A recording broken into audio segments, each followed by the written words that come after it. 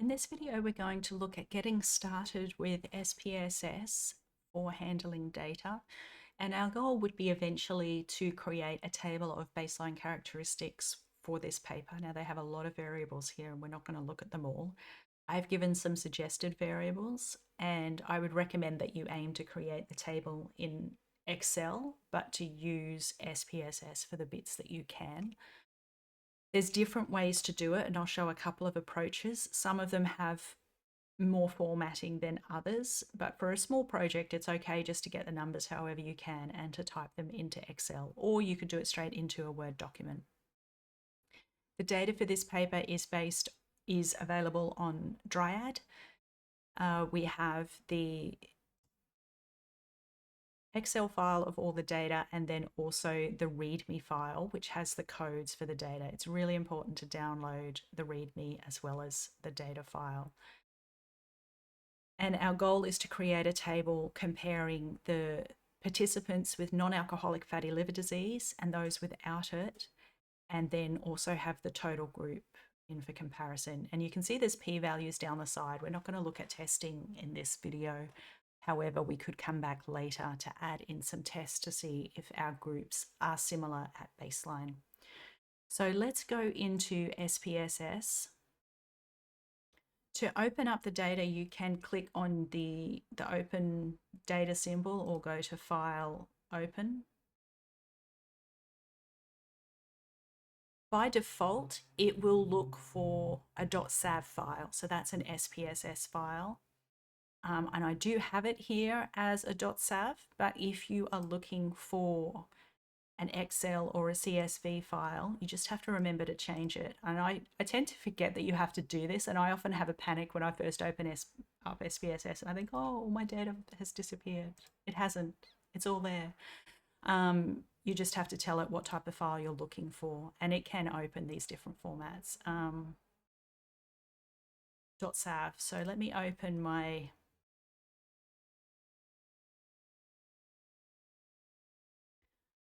data. And the reason I opened my .sav file instead of the CSV file is because I was hoping that I had already put some codes in. I have done a little bit, not much. Okay. So we have two tabs here. Well, there's three. I don't think I've ever used the overview tab. That might be new.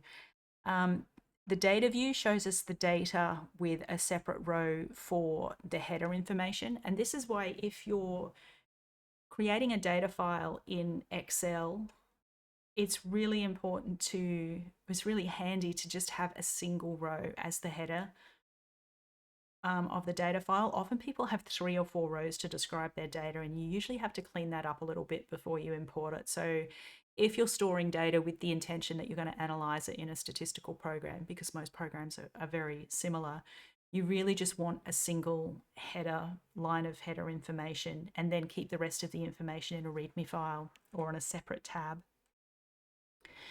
Each variable will have a little symbol next to it, and this is what SPSS thinks it is. And it may get it wrong when it first imports it. It makes a judgment based on what it can see in the data here. I think I've probably already fixed this up because it's got them correct. So this little yellow symbol is like a ruler. So this is a scale or a continuous variable. This symbol is for ordered categories or an ordinal variable, and this is nominal categories that don't have any order. If SPSS gets this wrong, then you need to fix this up. So if we go to the variable view, you can see that there's an option here to change. And it doesn't have an ID variable type. So for the ID variable, because this is not actually a number which can be interpreted as a number, I would change this to nominal. But it's unlikely that we would want to use this for anything. There are some circumstances where you do want to use this just to check for patterns in the data or for any oddities, but for the moment we'll just leave that. So in the variable view, we can see the information about how the data is stored. All of our data is stored as numeric, which means even the categorical variables have been stored as codes. We can give the width of the column. I don't think this is too important unless you've got really wide columns, and the number of decimal places. So occasionally when you import data, it will import all 15 decimal places and you really don't want to see those. So you might need to go through and change these. Just click on it or type over the top for what you want. The next column is for labels. Labels work a little bit differently in SPSS than they do in Jamovi. If you put a label in here, this will be what displays on the output instead of the name. They're quite handy. In the name, you can't have any spaces or special characters, so it won't allow you to have this space here in the name, but you can on the label. So that typically people use very short names. Also, because if you're writing a script, this is easier with a short name, but we want it to display with a longer label. So this is kind of a good system. And you can just type straight into it if you want to change this. We need to understand what the codes mean if we've got a categorical variable. So you can see for sex, I don't have any codes and I really should add this in. So I clicked on these little dots at the end, gives me a dialog and I can add in these. Now, if you have an older version of SPSS, this will look slightly different, but hopefully you can work out how to use it. So I think our values are just 0 and 1. And I'm going to guess that they're male and female, but I might have this wrong. So you should check the README file and make sure you get this the right way around and click OK. It hasn't saved that last category that I didn't type into. So how you use this is up to you. I usually just click in a whole bunch of categories and type them in. If you're working on a larger project and you might need to do this several times, you can write a script to do this. I'll show you scripts in a second. So that's our values. If we have missing data, we need to put it in here. So let's say we have a missing data code of 999. If we don't tell SPSS that 999 means missing and not an actual BMI value, it will just add it in and we'll get a really inaccurate result for the average BMI because it's adding in all the 999s. So you click on the missing, and depending on what data you're working on, you could put it in there. In this case, we don't actually have any missing values, so it's fine. I have never looked up what this means, and I don't think it has hurt me, so I'm going to ignore it. Alignment, I don't care about. Measure, we've talked about. And the role, this you can change. I think it's probably only needed if you're going to do any automated modeling, which we are not going to do. So essentially, this does not matter to us, so I'm going to ignore it. So along the top, we have a variety of options. The ones we're going to be interested in mostly are the graphs. We mostly just want this very top option, and then the analyze. And this is probably one of the overwhelming things about SPSS, is that there is so much here. Once you get used to it, it's fine, but it is quite a lot when you're first looking at it. If you're working with data, you may want to use the transform option to compute a variable or to recode variables. And then in the data tab, we also have some more advanced options if we want to filter or select certain cases, split the file, if we want to merge different files, that sort of thing, but we won't be needing that now. So for the moment, what we need really is the graphs and the analyze. I would usually start with some graphs if I'm exploring the data. So we'll do that first and we'll work up to doing a table. Just skip ahead if you don't want to see this. We choose from the sort of type of graph we want down the side. Let's start with a bar chart because it's up here, and I'm going to do a stacked bar chart, and you just drag it into the window, and then you can start working out how you want it to look. I actually like this process because sometimes when you're working with new data, it does take a little while to understand what you're working with, and you might need to try a few different formats for what you want. So if I'm interested in non-alcoholic fatty liver disease, we need to decide, do we want that as the x-axis variable or do we want that as the stack color? I'm going to say we want to split it by the non-alcoholic fatty liver disease and see if the gender proportion is similar. Probably for this, it doesn't matter too much, and you could do it either way. If one of your categorical variables has 5 levels, like it's a agree to disagree type scale, you do have to be a little bit careful in how you graph it because it can be difficult to make comparisons. But for this case, I'm not sure it's going to matter too much. Often with bar charts, you want to try them a few ways to see which is the most helpful, but I'm just trying to get a feel for the data here. Now, so we're going to have a look at non-alcoholic fatty liver disease and the sex. I'll just do this as it wants to do it. If we have very different sample sizes, this is not necessarily the most convenient way to look to see if the proportions are similar because it's difficult to compare the proportions visually across the unequal sizes. So in this case, I might redo the graph as a percentage. This graph is not dynamically linked to the data. If we make any changes, this graph just stays how it is. So if we want to change the graph, we have to recreate it. So I'll go back into Chart Builder. And you can see that this preview window is nonsense. It doesn't mean anything. It just sort of makes up what could be there so you get an idea of the type of graph you're looking at. In this case, we can see options across to the right-hand side, and I want to change this to a percentage. It says set parameters, and that's because we have to choose how the percentages are calculated. Usually, we would want it out of the x-axis variable. So out of the people who don't have non-alcoholic fatty liver disease, what percentage are female and what percentage are male? It hasn't actually updated this, but it should do it. So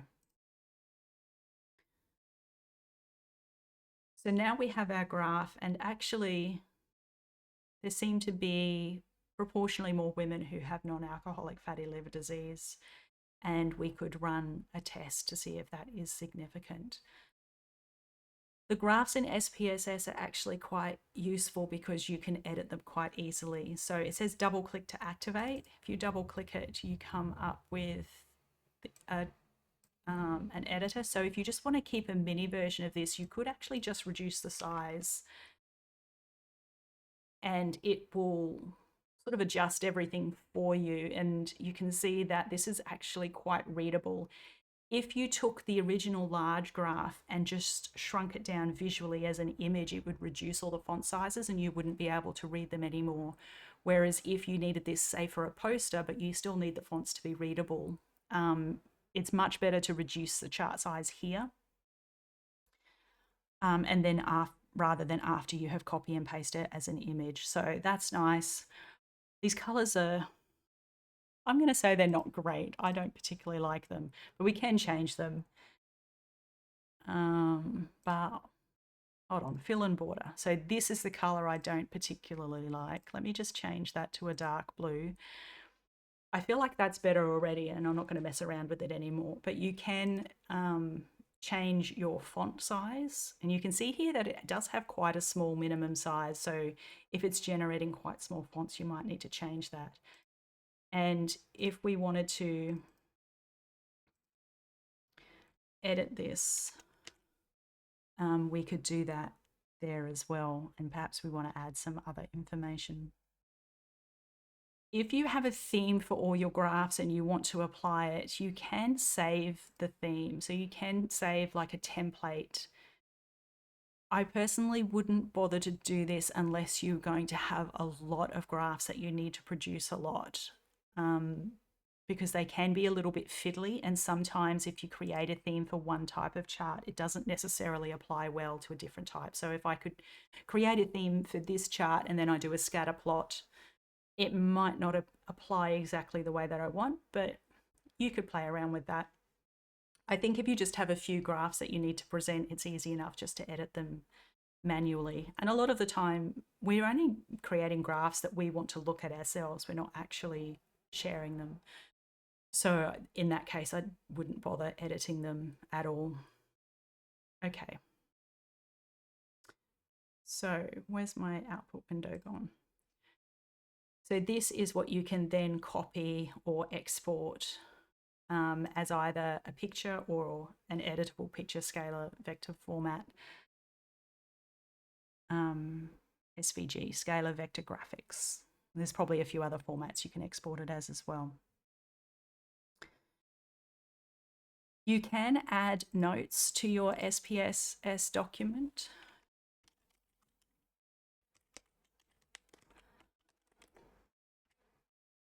If you would like to. Just note that this output file is a completely separate file from your data file. So with Jamovi, if you save the file as a Jamovi file, it saves both together. SPSS saves them separately. And this is a good thing too, because you can have several output files for one analysis that you can go back to. However, if you click on any of the output, it doesn't take you back to the to how you generated it. It's not linked like Jamovi is. So you can edit, I'm pretty sure you can edit this as well. So you could add stuff into here if you want to have a document. It's probably more likely that you'd cut and paste the graphs you want into a Word document. But I do usually save some of my SPSS documents, at least for the charts, so that I can edit them again if needed. So I would save this and maybe delete a whole lot of the output that I don't need. The final thing to show here is that once we've done something and we want to keep the syntax for that so we can do it again, we can save the code or the script that generates this. And that's using this paste option here. So this is the code that generates that graph before I edited it. So if I play that, you can see it's just generated that same graph again. It hasn't saved this formatting. So this may be helpful if you want to see some of the code for SPSS, or you want to save the exact details of what you did for a future time. It is a little bit clunky in the code is probably a little bit longer than what you would have with R or Python. But it's also quite flexible. And the code for the analysis is probably more readable than for graphs. This is probably the worst code. Now, when I was doing the value labels, it doesn't give me an option here to paste, which is a little bit annoying, because you can create a script to add the value labels into your data, but you'll just have to Google what the script is, or get generative AI to write some script to test if you want to save that part of your analysis. It really depends how often you're going to have to redo it. But once you save this as a .sav, it saves all these values. So it's not like you have to do it every time you open a file. You just have to do it once when you open a CSV file. And if someone else is providing you with an SPSS file, it's probably already been done for you, which is quite nice. So we have a graph, and now we're interested in getting some descriptive statistics, and we can do this a few ways. I'll try to do this quickly and then let you explore and ask questions on your own. We have this option here for descriptive statistics. This one says frequencies 1, 2, 3. So if we have a categorical variable, we're going to want to use frequencies. This one here, you can see it has a little mu and a sigma. So that's kind of hinting that it's going to be continuous. And the other option is this explore tab. Oh, no, two more, explore and cross tabs. So let's quickly go through each of these. So this is just going to create summaries for one variable at a time. So let's do sex and age categories. Let's try this. I don't know how that's going to work, and we have some more options there. You'll see there's a little paste option if you want to save the script, but I wouldn't bother doing that until you've got it exactly how you want it. And so now we have these tables here, which is fine, except it hasn't split it into the NAFLD yes or no. So these first two options are just going to do a variable by itself. If we do the descriptives here, we can use this for continuous variables. but they're not split by another variable. So these two options are probably the least convenient. The ones that are more useful are the explore and the crosstabs. So for our categorical variables, we would use the crosstabs. This changes a little bit between versions. It may just say rows and columns depending on which version you're in. So the column, if we go back to the original paper, and you can see that our columns are whether or not they have non-alcoholic fatty liver disease, and our variables are like our target list. So here the target list might be sex and age, and the columns are NAFLD. We do have quite a lot of options here, which I'm not going to go through, but you could have a play with them just for speed, because this video is going to be hugely long if I go through all of them. You do have an option to do bar charts here as well if you just are quickly taking a look at everything. And again, you can paste the script if you want it. So the only thing we would probably want to add here are the percentages. So if I quickly go back in and to crosstabs, cells, and I want my row-wise percentages, I think. Let's just, sometimes it's easier to tick it and to see if it gives you the right thing than to spend too much time trying to work out if you're interpreting it correctly. So this is what I want because this is similar to the paper, I think. So within each age category, it's a little bit hard to compare because we only have the age categories and they have the raw age, and that just will be to preserve the anonymity of the participants, that they don't want to give us too much individual data about their exact age, so they've been split into categories. So within the 40 to 49 age group, 35.9% do not have non-alcoholic fatty liver disease and 64.1% do. Or we could do it via the columns using that option. Okay, finally, if we have continuous variables, we would want to use the explore option. So that was the crosstabs where we've got categorical variables split into categories, and explore we can have continuous variables. And here the terminology has changed a little bit again. So the dependent variables will be these ones that we're interested in, and the factor list will be the categories that it's splitting into. So let's do just a couple of them for the dependent list and split into the factor. If you need the percentiles, this is where you can click them here. Don't think I'll do that for the moment, and we're just going to display everything. I often find it helpful to just see what the default options are first before fiddling around with it. And this is way too much information that we probably don't need. It is helpful to look at the graphs. Stem and leaf is incredibly old-fashioned. You'd be much more likely to do a histogram, but the box plot is quite useful. And we can see that it's skewed upwards or to the right, and we do have some outliers. However, the shape is mostly normal. We probably want to actually see a histogram for this. So if I go into Chart Builder, I'm going to reset it, histogram, and I'm interested in body mass index, but I want to split it by the NAFLD groups, and it doesn't have a neat option for doing that here, which is a little bit frustrating. You can do these ones where they're sort of in front of each other. I don't like this. You could do a population pyramid if you've only got two categories, but that's not going to help if you've got more than two. There are some legacy graphs that will do this better, but we can add in a panel variable here. Groups point ID options give us a rows panel variable. And panel means to split it into different, I guess, panels or sections. And you could do it across in columns as well if you prefer.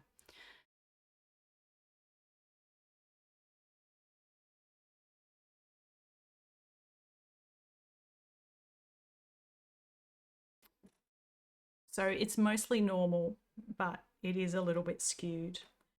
However, because it's such a large sample size, if we were testing to see if the mean body mass index was the same, we would still probably use a t-test just because the central limit theorem will apply.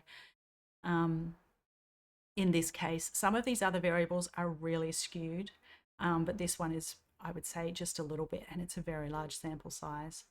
So this means for our statistics, our descriptive statistics, we're going to want the mean and the standard deviation rather than the median and the quartiles. However, this output is awful.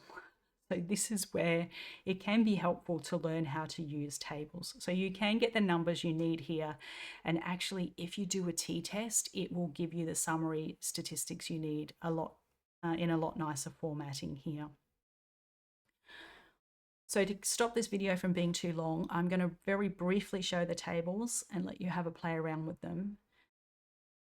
I would recommend that when you're doing tables, you only do one type of summary at a time. So only do your categorical variables together, then just do your continuous variables that you want mean and standard deviation for together, and then the variables that you want median and quartiles for together, and then combine them in Excel.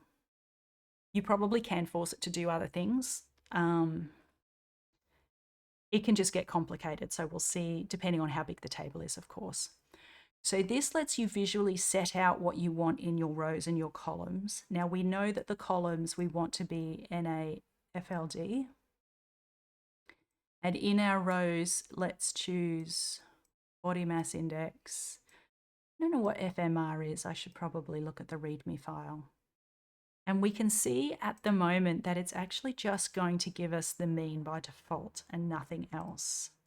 So if we go into the summary statistics, we can add in the standard deviation. Let's just change this label to